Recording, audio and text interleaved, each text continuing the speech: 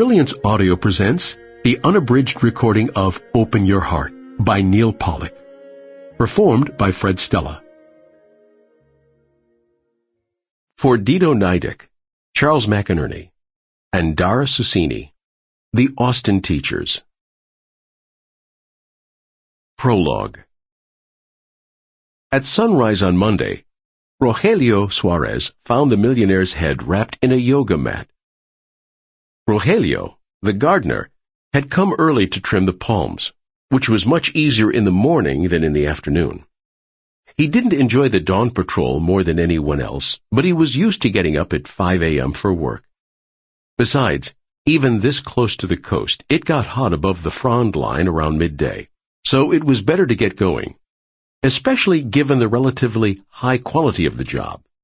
Rogelio had friends who by now were already blowing dust around the parking lot of their day's second Gardena mini-mall. By comparison, Rogelio felt like a yachtsman.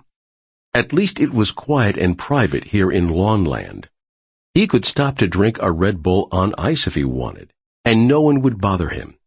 He could even have a Monster Energy, which, when he drank it, made his heart feel like it was going to blow out of his chest. It felt like freedom. As Rogelio dragged along his ladder and machete, he saw the mat in the middle of the back lawn, like a soft, oblong, bright purple egg left by the yoga bunny. That was curious. Sometimes he'd find a plastic champagne glass left over from a weekend fundraiser or bat mitzvah party. But usually the owners kept their lawn as immaculate as a Beverly Hills cemetery, which, Rogelio was about to find out, the lawn now somewhat resembled. Rogelio had a lot of survival rules in his life, which was why he'd been relatively successful for so long in such a brutal city.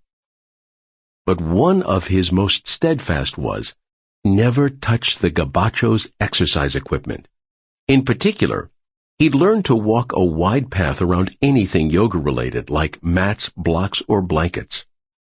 The gabachos took that shit seriously, like they were religious artifacts.